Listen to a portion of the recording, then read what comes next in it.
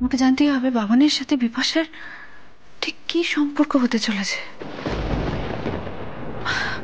আমার তো মনে হয় বাবানের কিছু না কিছু একটা প্ল্যান আছেই। তা না হলে বাবান এতটা ঘনিষ্ঠ হওয়ার চেষ্টা করছে কেন বিপাশার সাথে? আমাকে জানতেই হবে।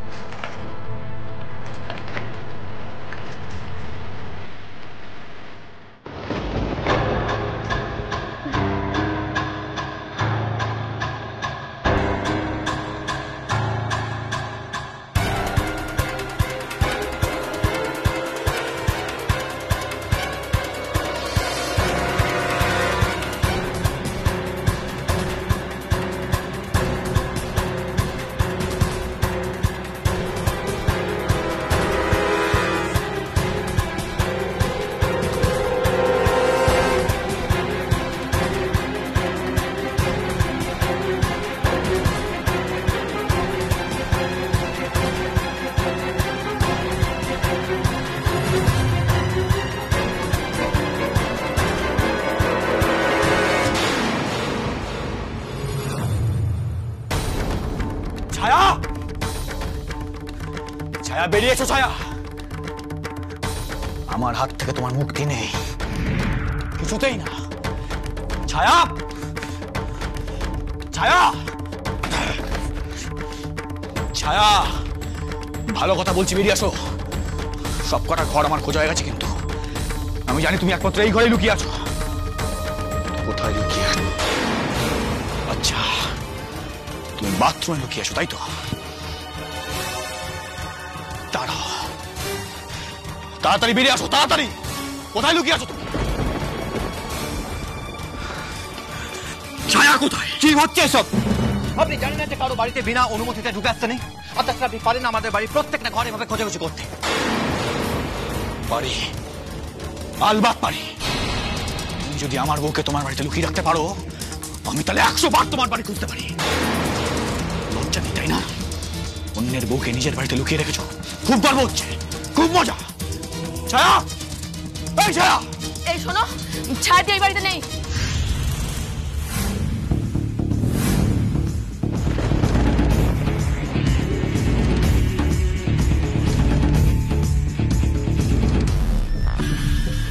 বৌদা,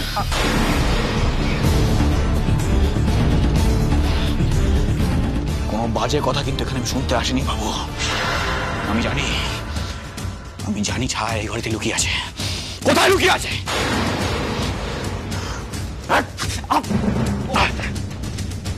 ঠিক হয়েছে, ঠিক হয়েছে। কেন শুধু শুধু এরকম কষ্ট করছেন বলুন তো? আপনাকে বললাম তো ছায়া বাড়িতে নেই।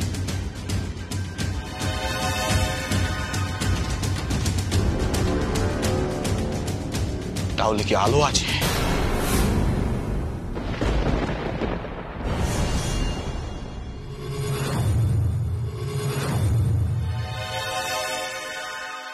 এটা কি? এই কাগজটাই তো সেদিন বাবানের হাতে ছিল বলে মনে হয়।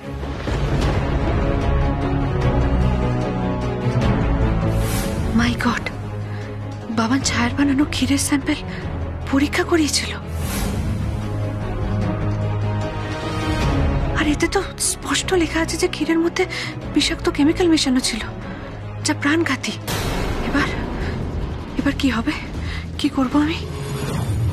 বাবান তার মানে জেনে গেছে যে ছায়া ওকে খুন করতে চেয়েছিল। না না, আমাকে এক্ষুনি কথাটা দীপজয়কে জানাতে হবে, এক্ষুনি।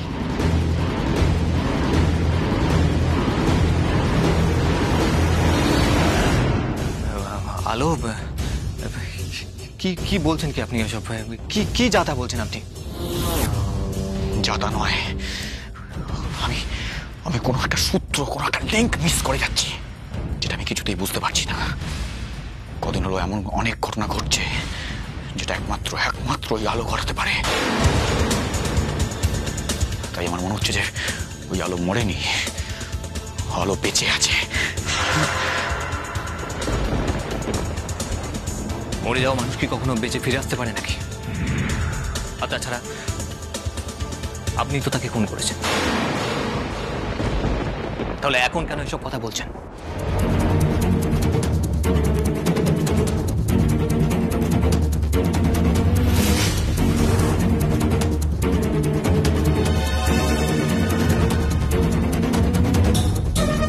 সাহস বেড়ে গেছে তাই না? খুব বড় বড় কথা বেরোচ্ছে।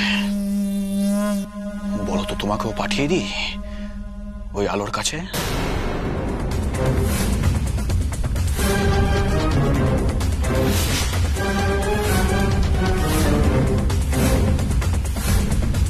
ছায়া!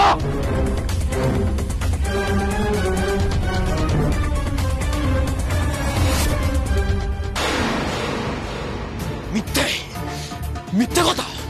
বাবান সেনগুপ্তকে মিথ্যে কথা বলা ছাড়বো না, আমি কাউকে ছাড়বো না। এই বাড়ি সবকিছু তছনছ করে দেবো, সবকিছু। কি হচ্ছে কি এসব? আপনি এভাবে আমাদের বাড়িতে ঢুকে অসভ্যতা করতে পারেন না। অসভ্যতা কি দেখেছো? তোমার কোনো ধারণা নেই বাবু যে আমি কতটা ভয়ঙ্কর হয়ে উঠতে পারি। আমি তখন থেকে আপনার সাথে ভদ্র ব্যবহার করছি বলে আপনি মনে করবেন আমি দুর্বল। প্রয়োজন আমি কঠিন হতে পারি। তাই নাকি? সত্যি বাবু, তুমি তো খুব শয়তান লোক। ভাগ্যিস বড়মা বাড়িতে নেই, মন্দিরে পুজো দিতে গেছে। যদি থাকতো না, দেখতে তোমাকে একবার সাইজ করে দিত।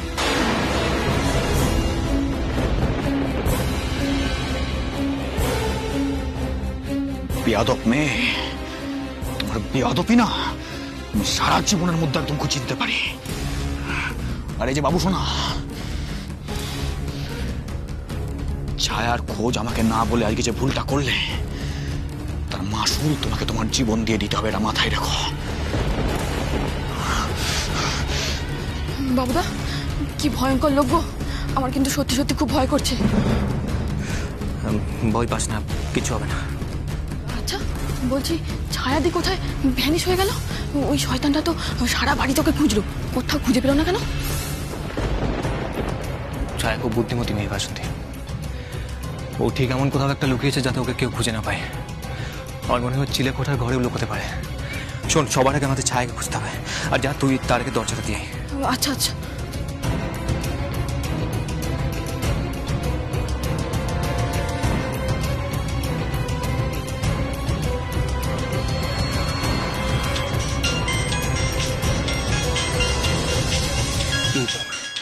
হ্যাঁ, আলো ফোন করেছে। হ্যালো। হ্যাঁ দীপজয় বলছি, সেদিন ছায়া বাবানের জন্য যে ক্ষীরটা বানিয়েছিল, সেই ক্ষীরটা ও টেস্ট করিয়েছে।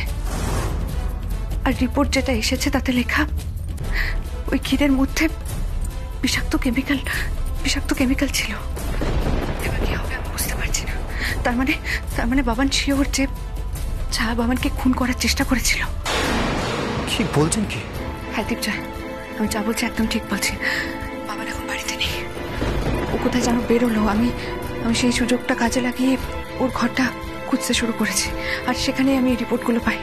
ও আমাদের বাড়িতে এসেছিল।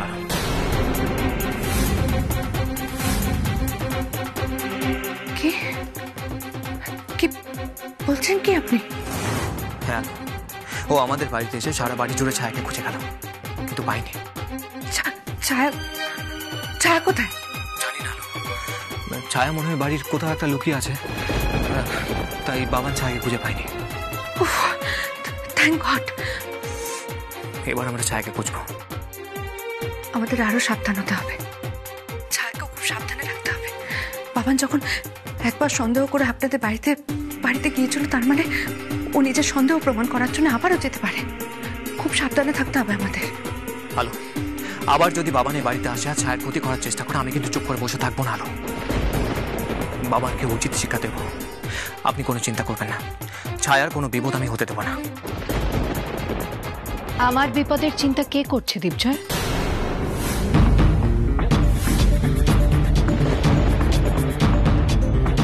ছায়ার গলা না? আমি রাখছি।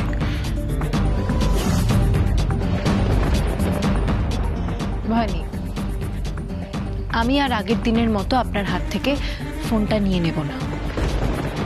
আমি আশা রাখি যে আপনি নিজেই আমাকে সব সত্যি কথাগুলো বলবেন। আমি সেদিনও দেখছিলাম যে আপনি আমাকে নিয়ে কারোর সাথে একটা কথা বলছিলেন, এবং আজও দেখলাম যে আপনি আমার বিষয়ে অন্য কারোর সাথে কথা বলছেন। আশা করব যে কার সাথে আপনি কথা বলছিলেন সেটা আপনি নিজে থেকে আমাকে জানাবেন।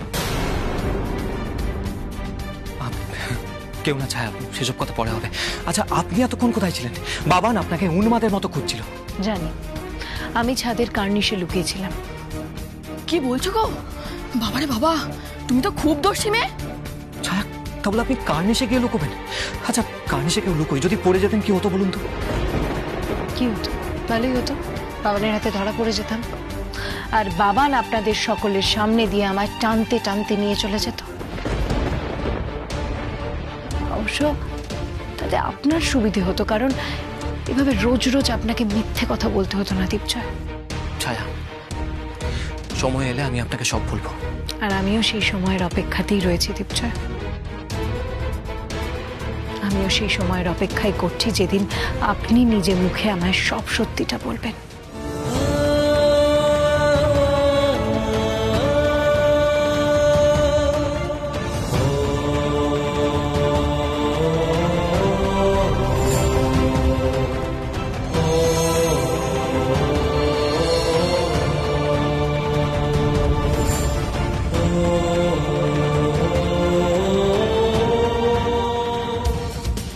না না, অনেক হয়েছে। বাবা যা শুরু করেছে তাতেও ছায়ার কোনো ক্ষতি না করে ছাড়বে না। তাই আমাকে রুখে দাঁড়াতেই হবে বাবানের বিরুদ্ধে। ছায়াকে বাঁচাতেই হবে, বাঁচাতেই হবে।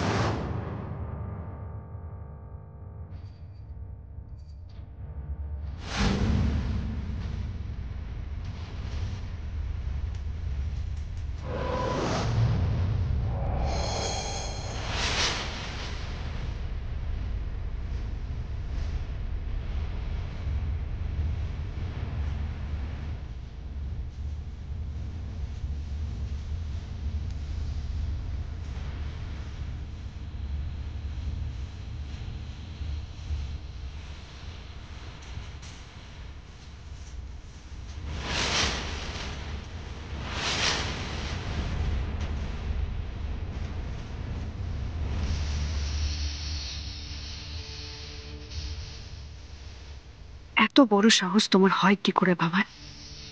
তুমি বর্তি ভাইয়ের বাপের বাড়িতে গিয়ে অম্বিতম্বি করে এসেছো, দীপজয়কে থ্রেট করে এসেছো, ছায়াকে খুঁজছো। তোমার কপালে আজ অশেষ দুঃখ আছে বাবা। দেখো আজ আমি তোমার কি অবস্থা করি। আজ সারা রাত তুমি ঘুমোতে পারবে না বাবা। তোমার সারা শরীর এমন জ্বালা করবে, এমন চুলকবে যে তুমি ছটফট করবে, বদমাইশির করার কথা ভুলে যাবে।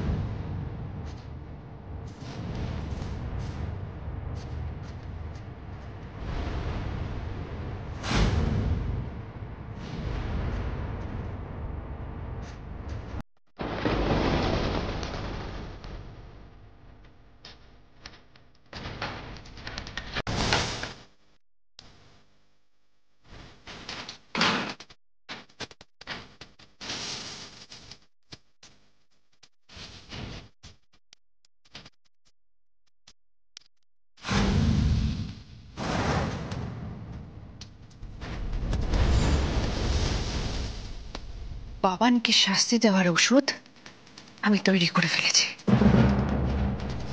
এবার বাবান তুমি বুঝতে পারবে অন্যকে কষ্ট দেওয়ার জ্বালা।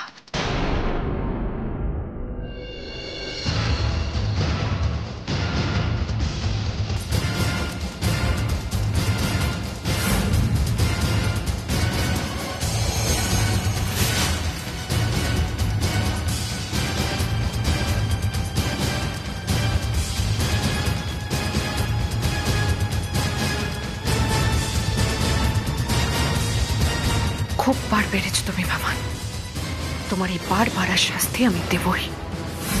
ছোট ছোট শাস্তি তো তোমাকে দিয়েছি। তোমায় একবার ঘুমের মধ্যে থাপ্পড় মেরেছিলাম,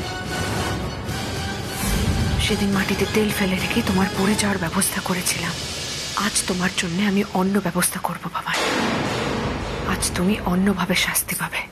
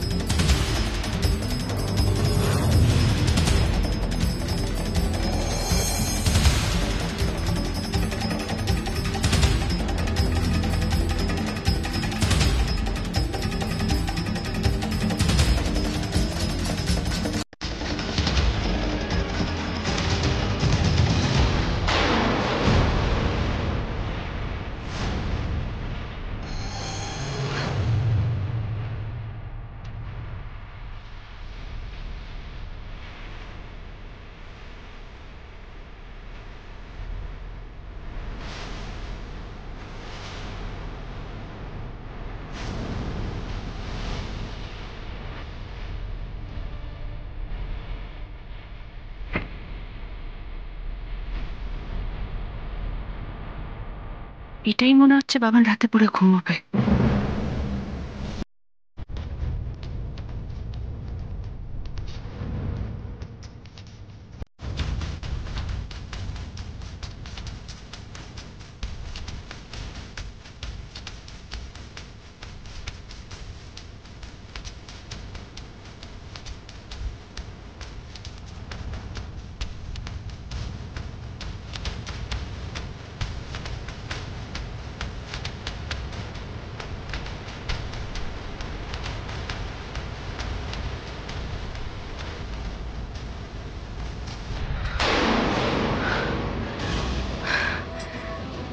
অন্যের ঘুম কেড়ে নিয়ে অনেক শান্তিতে ঘুমিয়েছো তুমি, অনেক শান্তিতে।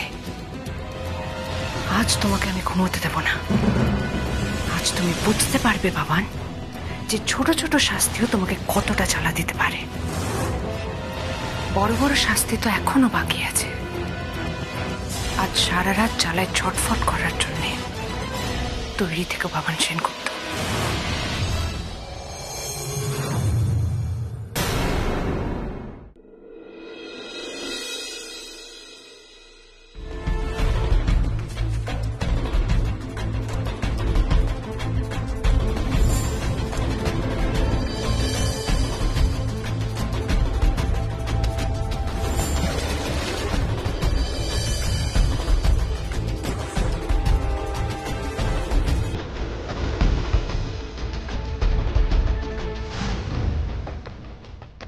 যখন সোজা পথে কাজ হয় না, তখন অন্য কোনো পথ বেছে নিতে হয়। আমি কোনো লোভী মানুষ নই, কিংবা কোনো লোভী মানুষ ছিলামও না, কিন্তু আমি আমার অধিকার কিছুতেই ছাড়বো না, কিছুতেই না।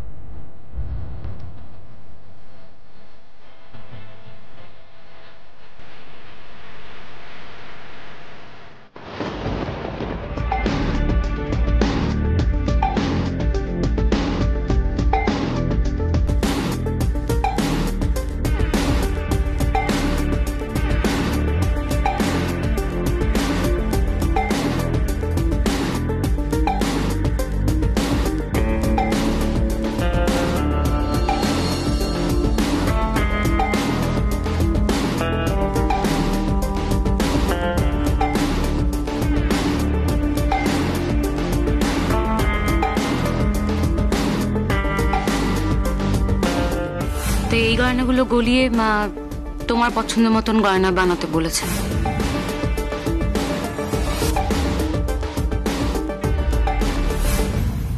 আকাশ তখন ডায়েরি নিয়ে নিচে নেমে এসেছিল বলে আর গয়নাগুলো শ্যাকরার কাছে নিয়ে যাওয়া হলো না। এই গয়নাগুলো কেউ কখনো গলিয়ে নতুন গয়না তৈরি করতে পারবে না, আর ওই বিপাশা তো পারবেই না। আমার কোনোদিনও গয়নার প্রতি কোনো লোভ ছিল না বা নেই, কিন্তু এটা আমার অধিকারের প্রশ্ন, আর আমি আমার অধিকার কাউকে দেব না। আকাশ আমার, শুধু আমার। আমার আকাশকে আমি অন্য কারোর হাতে কিছুতেই তুলে দেব না, কিছুতেই না।